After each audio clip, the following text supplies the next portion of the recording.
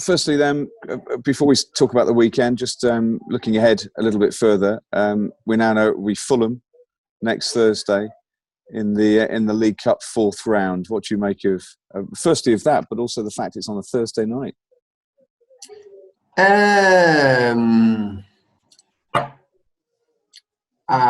What should I say? That I'm looking forward to the fourth round. We're looking forward to do all we can to write history and go to the quarterfinals. We've never done that before, so that'll be a big task, but also be a little bit boring. I know we're going to have a press conference before that, and I'd like to focus on Millwall.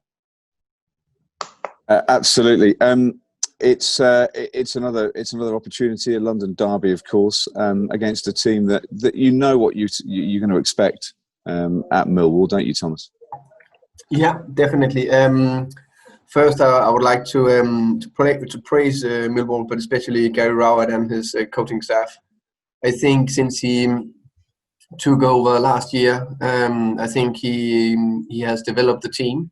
They are slightly different shape, of course, from the 4-4-2 to, let's say, somebody calling it 3-5-2. I think it's more like a 3-4-3 mainly.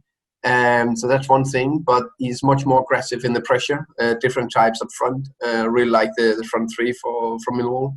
They are dynamic, aggressive, hardworking in terms of the pressing. So they are much more on the front foot, much more high pressing abilities in the team. I like that. I think they want to pass more. They want to dominate more. But despite the small changes or adaptations Gary have done, he kept the Millwall DNA. In terms of being direct, play behind teams, win the duels, have a go at us. So he developed the DNA and got it. I think put an extra layer that will make it even more difficult for us to play. And I think that the position in the league they had last year, I think they became 8, is impressive, very impressive. So I think they will have a good chance to do a top 8 again this year. So we know it's a big task we're facing on Saturday. As far as your team is concerned, as you say, the League Cup progress is more games, but it's, as we spoke about the other day, it's an opportunity for players to get games which they need at this time. Those players who played, have some of them given you a head scratcher for the team for tomorrow? Definitely. I would say that there's been some really good performances in the 2 League Cup games recently, also in the first one against Wigan, but especially Southampton and West Brom. I think players are definitely pushing to get into the squad. Into the squad, but into the team. But that's a positive. We know that we're going to play a long season, so we know that extra confidence I get of seeing some good performances just giving, okay, I'm never afraid of throwing him on the pitch. I think we showed that we have a strong squad, and we need that for playing this season. It's going to be so congested. One player, obviously, there'll be focused goals are now starting to come, but the sooner that Ivan can get a goal, the better from his point of view, I would have thought, as a striker, because his stock in trade is finding the back of the net. But it's also important for strikers who are looking for their first goal for a club not to have too much pressure on their shoulders, the right sort of pressure. Exactly. I'm 100% confident that we'll soon see a goal from Ivan. But what and I know he wants that as well. Strikers want to score goals. So of course it's important. I will never deny that. But as long as he fulfill the role we want, of course a big part is scoring goal. But still, we know he finds his position in the link-up play. We know he's working harder in the pressure, finding the triggers, getting his game up to that intensity we want, finding the right positions in the box, helping us on defensive set pieces. If you fulfill all those bits, and he is still going to have the chances which he had against Huddersfield, then I'm confident that it's just a matter of time before we get a goal. We're obviously entering almost October now, and that's the month where not too long before the transfer window shuts. I know obviously that's not something you deal with necessarily directly. You focus on getting your teams ready for the games. But is there still expected movement out of the club? Are you just now concentrating on all these games that come in a very short space of time?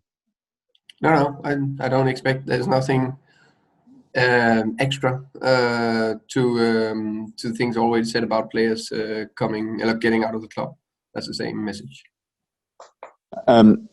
Has it affected sort of preparation, or have you been pleased with the way that you've managed it as a club with this transfer window again, to know what you're going to be doing moving forward through the rest of the season?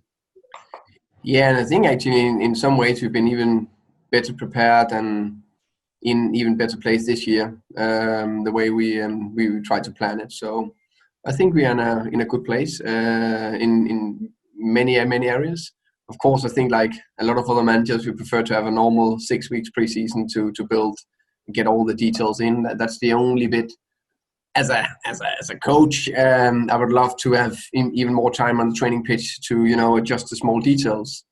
But then there's the benefit of a lot of games, and then we need to use the games as, of course, to win them, but also to learn from them, and be that needs to be the coaching teaching part. And obviously, we now know that supporters coming into grounds is being delayed. There's a lot of discussion about the effect that may have on the sport as a whole, certainly from an economic point of view and from a financial point of view. And just a disappointment, really, maybe from the players, because footballers like playing in front of crowds. That's what they do. That's what their buzz is, isn't it, really? And to generate sometimes that intensity, it takes a little bit more effort. Yeah. First and foremost, of course, we want the fans safe back as soon as possible. Of course, we miss them massively. All of us, we miss them. And of course, it gave an extra, boost to play in front of a lot of people. Of course, that's all the adrenaline will just be pumping in there, and there'll just be more. But I still sometimes try to. Why did all the players start to play football? They just played in the schoolyard, or with their mates, and when they played that, they played the World Cup final with everything on stake.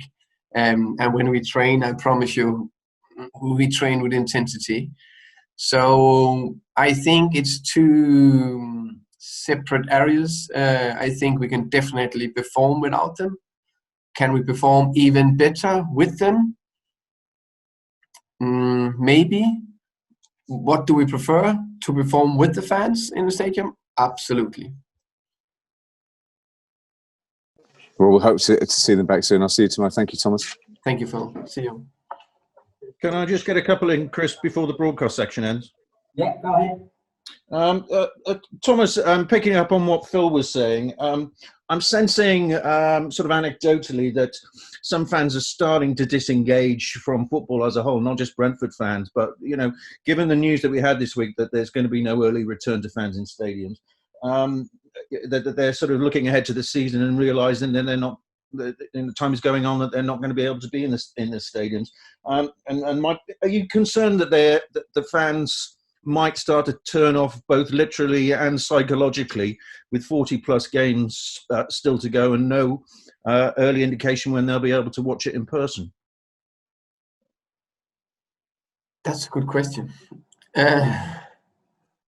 My first, is maybe I don't know. I literally don't know.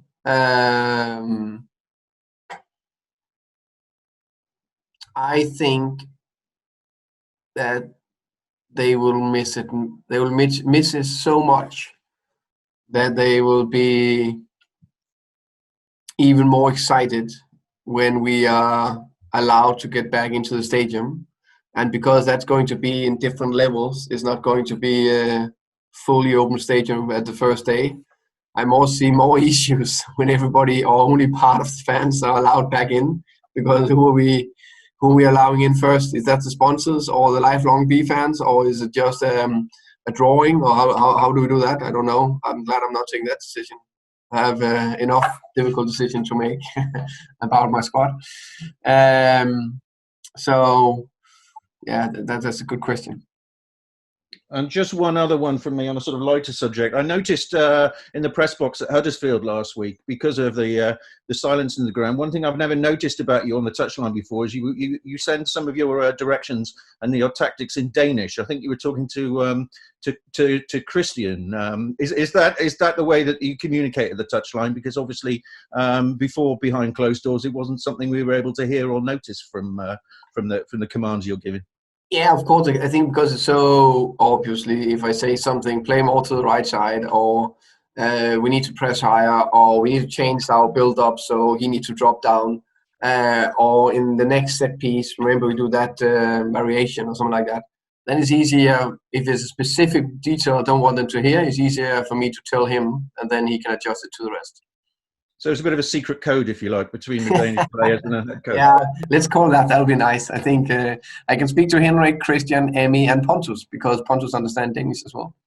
I think you've given me a news line there, Thomas. Thank you for that. Yeah, good.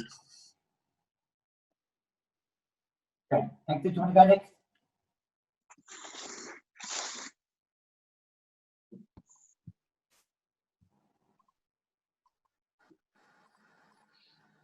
Hector, want to go? Yeah, okay. Oh, hello, Thomas. How are you? I'm good. Hi, Hector. Good to see you. Yeah, the guys have asked some good stuff already. Just one thing. Gary Rowett, the Millwall manager, he did his press conference a little bit earlier, and he was just with a bit of a rueful smile. He was sort of saying, "I'm not sure we can call Brentford. People call Brentford a small club, but they've just spent a lot of money on Ivan Toney that a lot of other clubs couldn't afford to spend." Do you think? I know some of the money comes from player sales, obviously, but do you think maybe Brentford are no longer being considered a small club because of the way the club's been run and the relative success you've had? First, I think we need to define what is a small club and what is a big club. Is that because of the history, or the size of the club, or the economic muscles or financial muscles they have? That's difficult to define. One thing I would like to say, if I should praise us, is that we have had a clear strategy the last at least 4 years, I would say, maybe 10 years, but it's been defined more and more. So the last 6 years, I would say we've been clear in what direction we want to go, and we every year just developed a little bit and added a little bit, and because we never overspent, we always build it gradually. Then maybe it looks like that we have a better opportunity in some situations to buy a player for a decent amount of money, but I think that comes down to a lot of good, sensible, strategic work every single year, and it's not up, down, but it's just gradually dum. Then you can be in position like we are now. And I think if we need to be a big club, and they call us that, then we need to perform over time even more. Now we had a very good season last year, but that is history. So we need to do it again.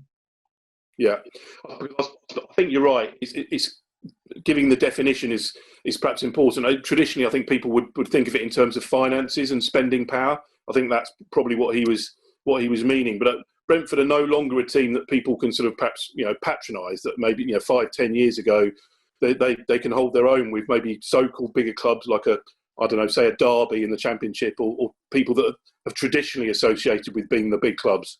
Well, that's true. But I think yeah, as you said, the definition is right. So we can't call us a big club. But I'm pleased that a lot of teams respect us, clubs respect us. That means that we must have done something good. But again, we need to do it much more consistently than we have done the last 5-6 years. So we need to perform again this year. Brilliant. Thank you. Good luck. Thank you. Yeah. Anyone else? Do you mind if I ask a question? Sorry. Go on then. Of course, James, you're always welcome. Good afternoon, Thomas. How are you? I'm fine, and you? Yeah, not too bad. Your opponents, Millwall, played in the League Cup on Wednesday night, whereas you overcame West Brom on Tuesday night. From a coach's perspective, what extra preparations or kind of how does that extra day affect your preparations going into Saturday? I would say you have a half a day more training time, if that makes sense, for the guys who trained. Maybe definitely have some more time on the training pitch, because the recovery day is the day after, and then you can do a little bit on the second day, and then but you also maybe can spread the meetings and the information flow over more days. So it's a minor advantage, but then we didn't have it before the West Brom game, so, and they had it before their Burnley game. So I think it is what it is. If you said that let's say we played with only two days between games, 2, 3, 4 games, and the rest have more games in between, more days in between, then we can talk about the recovery time is not being fair split, if that makes sense. But for this game, I think it's same. And then, sorry, I don't know if I missed it earlier, but is there any team news ahead of tomorrow? Do you have a fully fit squad to pick from? Fully fit squad, yeah, and Saban Rama is going to be in the squad. And then finally from me, has there been any reaction from the players' perspective inside the dressing room regarding the recent government guidelines regarding football? Has it been a topic of conversation, discussions between players and yourself, or like that? In terms of the government's restrictions and I would say the last 6 months talk of the town has been this Corona thing. We all talk about. And I think especially in this week, I would say there's a lot of not discussions, but of course people are how can you say, concerned, want to go back to normal life, don't want to be restricted. We clearly understand why the government are putting these restrictions out. So it's not that, but I think all of us just want normality. We know that it's unlikely we'll see that in a long, long time. Okay, thank you. Good luck tomorrow, Thomas. Thank you. Thank you. Thank you. Thomas, could I just ask one more in the light of that little nugget of information you dropped in there? About Corona or about Said?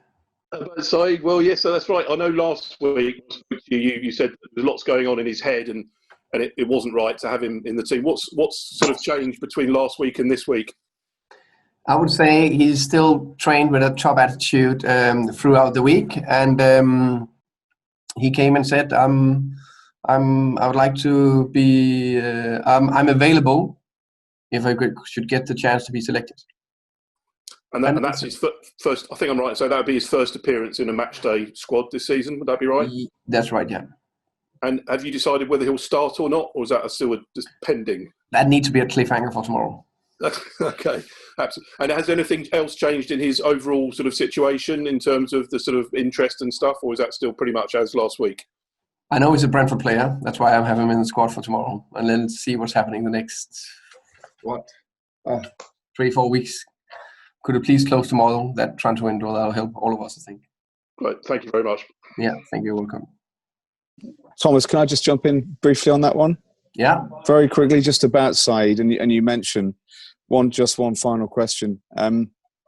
If he was still there come the middle of October, when the metaphorical window shuts, you'd be very happy. I remember speaking to Dean Smith about a player in the past, and he said, he'd love to have a chocolate. I think it was, I can't remember who it was now, but he said he'd have a chocolate version of him. He'd have a large one because he'd love to still have the player. If he's still your player come November, December, you'd be delighted?